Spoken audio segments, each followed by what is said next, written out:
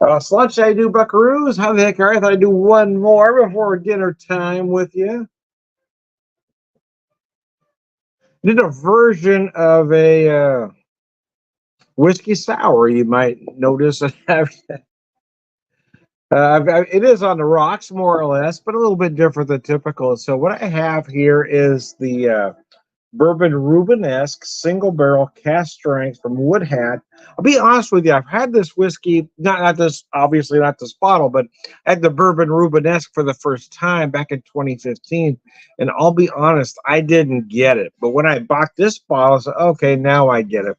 I think your palate just has to go through some things before you understand a bourbon this big and this unique. There's a lot going on here, man. It's very flavorful, so I can see how a younger me might not have understood its complexities, but an experienced bourbon drinker should be able to pick out how wonderful this bourbon is, or they're not as good as they say they are.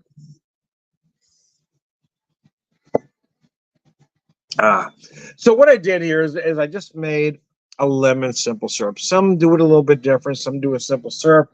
Then add the fresh squeezed lemon juice. I make a simple syrup, and then I put the fresh squeezed lemon in the simple syrup. You can do it any way you want to. I did drop a half a lemon slice in there for some aromatics, and I've got one on the edge for, again, more aesthetics. But anyway, while that sits a minute, I'm going to pour beer for you, or for me, but it's free to look at. It's the Iron Gospel, the flagship hazy from Banter Brewing out of Springfield, Missouri. I'm going to have that with you. The reason I'm having this particular beer with this whiskey cocktail is, well, again, a lot of big citrus notes. Now, this beer will also provide me some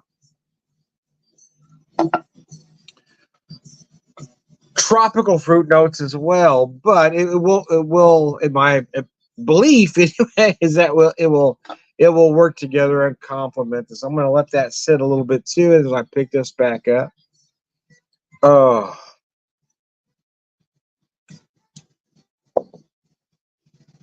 oh, mercy! This is actually earlier today was my first alcohol since last Wednesday. I went Thursday, Friday, Saturday without any.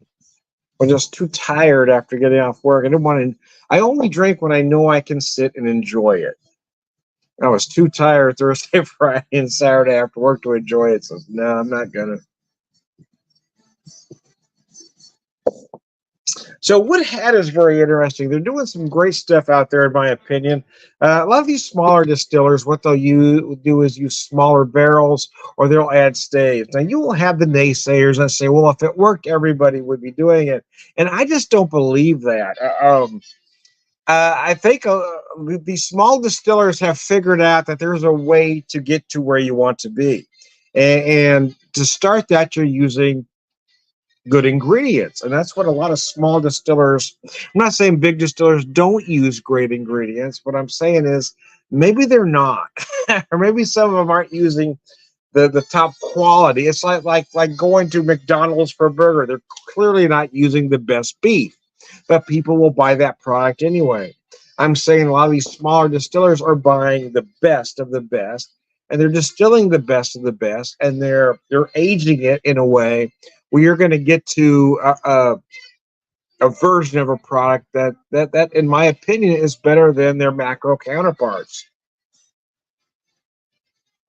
Distillers like Wood Hat, Pinckney Bend, Restless Spirits, Union Horse, Tomstown, J. Riggers. These are all small distillers popping out great products because they're starting with fine ingredients.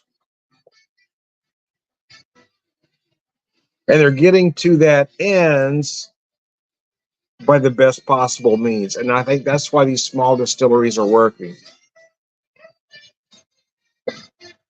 And I think you've got so many naysayers out there because, well, I mean, it's financial for them. A lot of folks are saying, well, if everybody would be doing it if it worked, because they've got so much money invested in big distillery product that they have to sell on the secondary market, that they're going to promote what makes them the most money.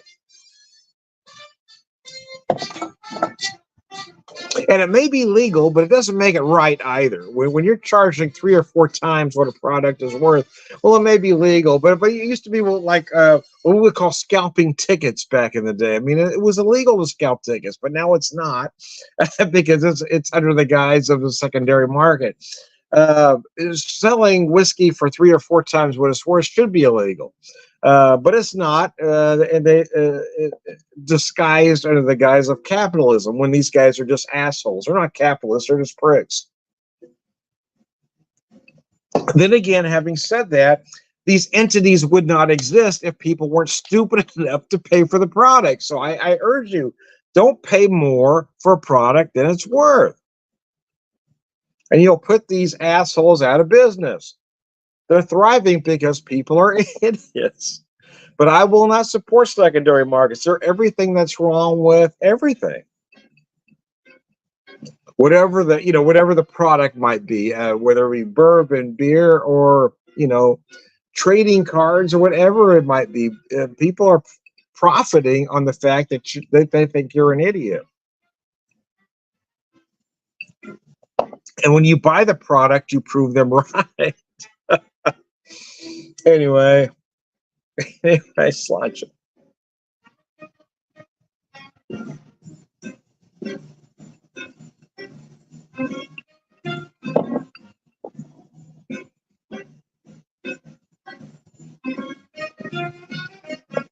I don't take part in a lot of local bourbon groups for that reason, because they profit. That's the whole purpose of the group, to profit, and I won't take part in that.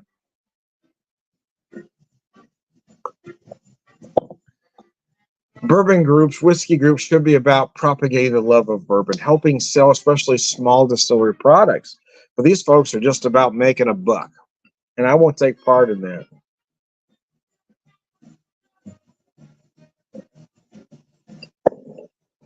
Having said that, this stuff is good. I do love the bourbon Rubenesque, and quite frankly, it should be drank neat. But I wanted to have it because it is so big. I'm still going to taste the flavor. So when I do a bourbon, whiskey, or booze forward cocktail, you want to use quality ingredients. Your cocktail is only going to be as good as the ingredients you put in it. So if you're using cheap ingredients, you're going to get a cheap cocktail.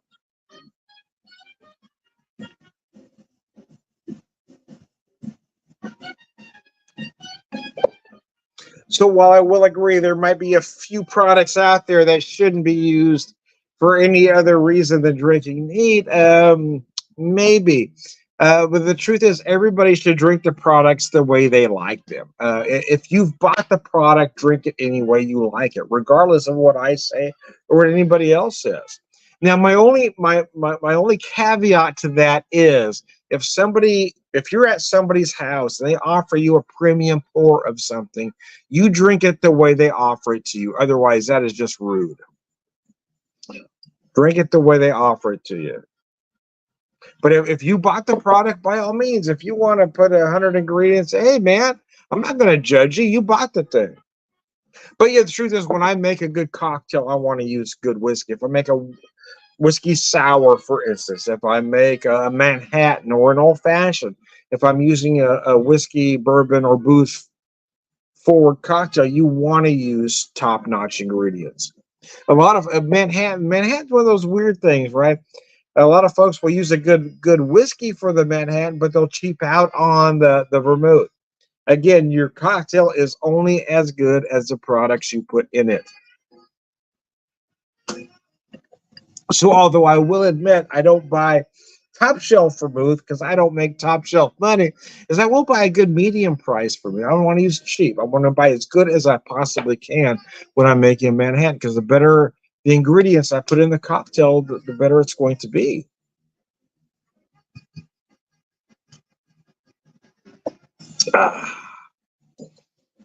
And Sláinte.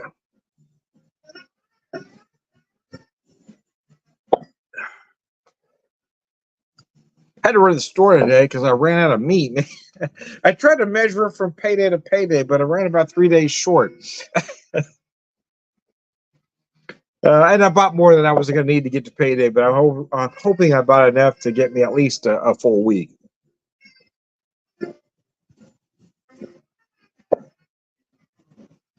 But the store we went into had some their packaged chopped salads. My wife thought the Asian looked good, so we bought that.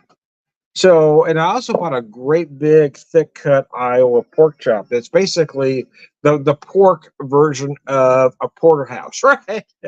So it's got that nice strip on the one side, that nice loin on the other side.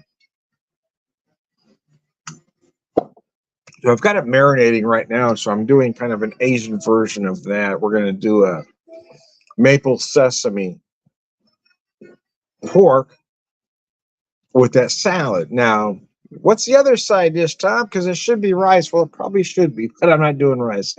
We had these three big bakers that I need to use. So we're going to do a bake. So I'm doing a little bit of fusion, a little bit American, a little bit of Asian, American, Asian influenced American, however you want to say it.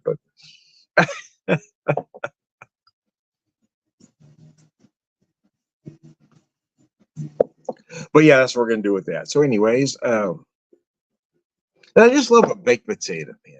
There's something special about a baked potato. Growing up, we had a lot of potatoes every frickin' meal, and had a potato in it, and it was usually mashed potatoes, fried potatoes, or boiled potatoes, because Irish eat a lot of boiled potatoes, along with Germans. Irish and Germans eat a lot of boiled frickin' potatoes. Boiled potatoes are just terrible because when you boil them, you take all the flavor out of them.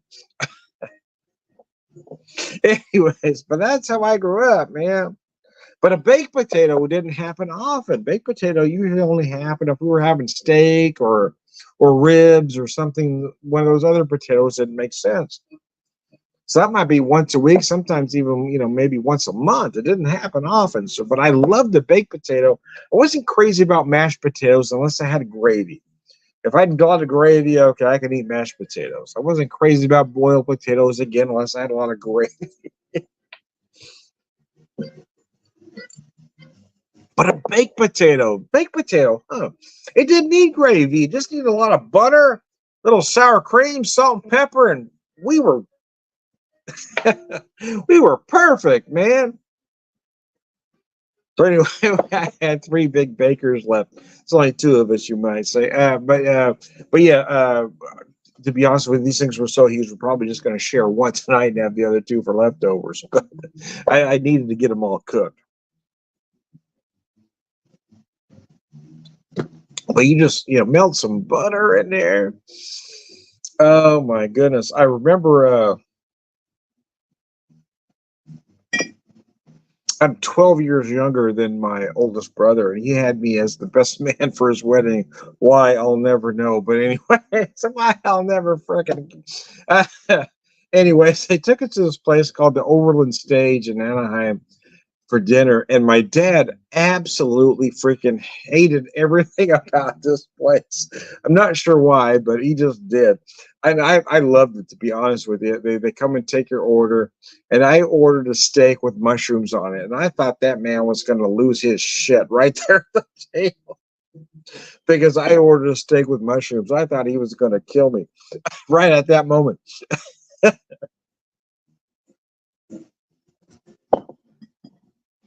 But they had a baked potato bar, which again, for whatever reason, infuriated my dad because he wanted it brought to him.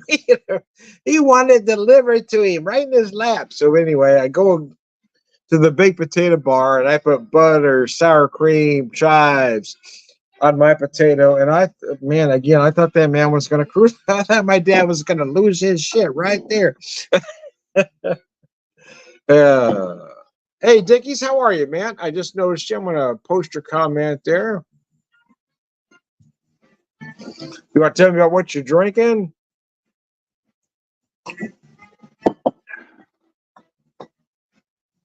I think a lot of parents, the reason I'm kind of going around about this thing, a lot of parents expect their kids to be a lot like them.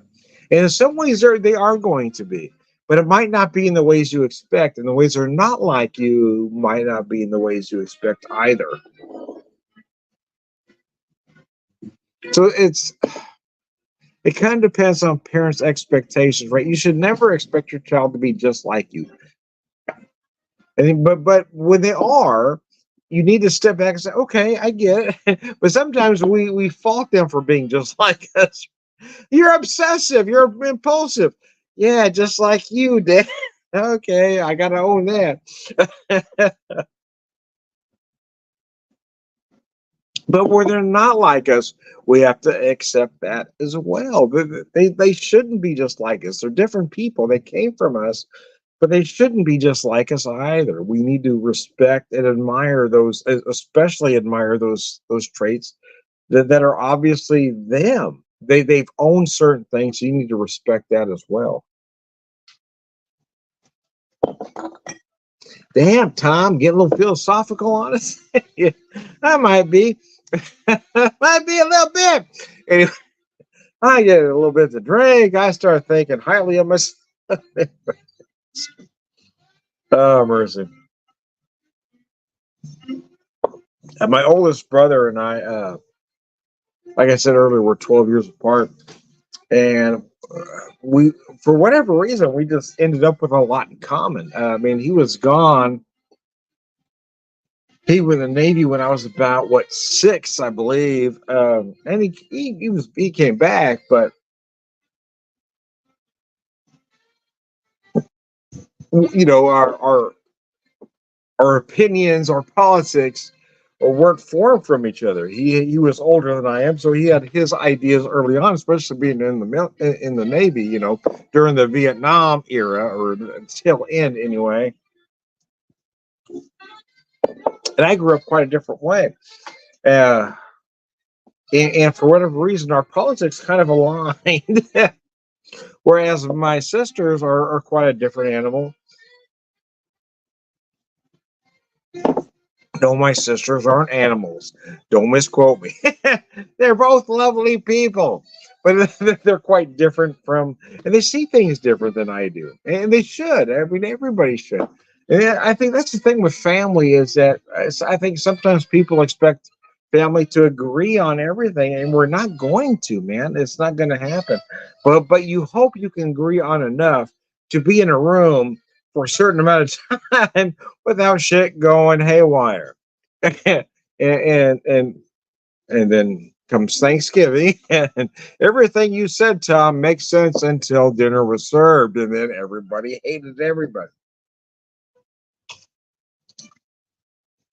Yeah, I see that. That's one of the reasons why I intentionally see nobody on Thanksgiving. I stay with my wife, and that's it. Yeah, because I'm just not going to deal with ignorance. I won't. And there's others on the other side of the aisle that feel the same way. I mean, they're not going to tolerate somebody that disagrees any more than I'm going to. So I'm going to stay to myself on Thanksgiving. I'm going to avoid certain family members because I know where they land.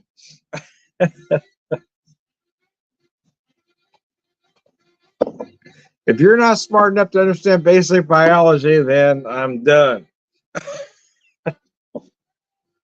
Like these folks that have been given, oh my gosh, of course, you got the rugby player, right? She's beautiful in her way, and you've got folks all of a sudden, slamming her for this, that, or the other, because they don't. She doesn't fit their version of beauty. She's a biological woman, and you guys are assholes if you're picking on her. And the same thing with the boxer. You've got the whole God made you crowd upset because God made her the way she was. She was born a female, but she has a little extra testosterone. So you got that whole crowd saying, well, wait a minute. Well, wait a minute. She does have the appropriate parts. She does do everything your definition of a woman does do, other than she doesn't look like you think she ought to.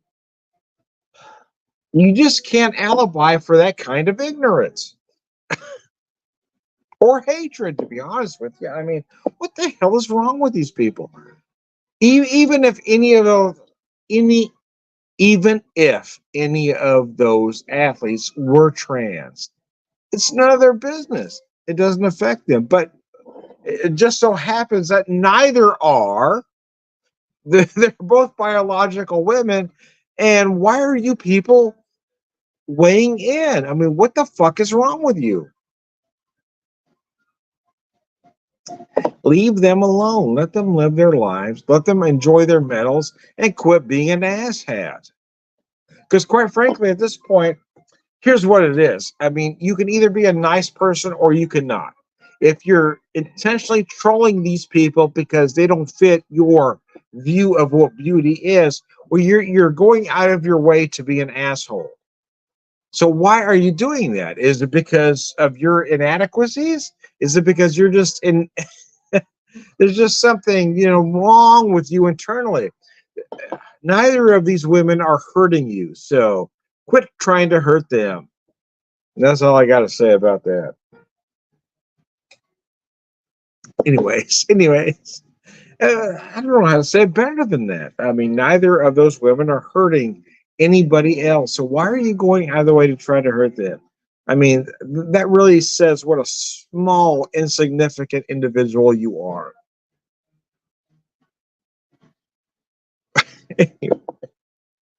Anyway, I digress. But I digress, as the shirt says. If I was turned around, you'd see that. My daughter made me the shirt. Actually, I love my daughter.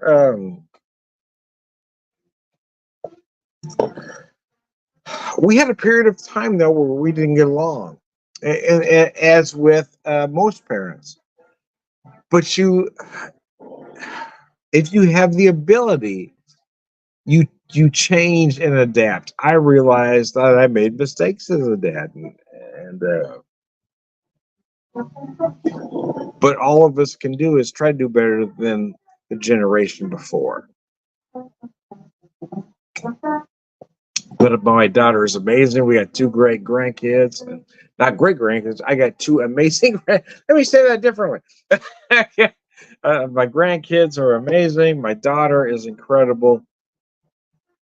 I guess the point I'm trying to make is you don't have to agree at every point during their life cycle, right? You can disagree even all along from beginning to end about certain things, but these are the people that love you, and these are the people you should love back. So anyways, I digress. I am Tom, the Whiskey Whisper, Whiskey Evangelist. We've been through that. We're going to finish it off with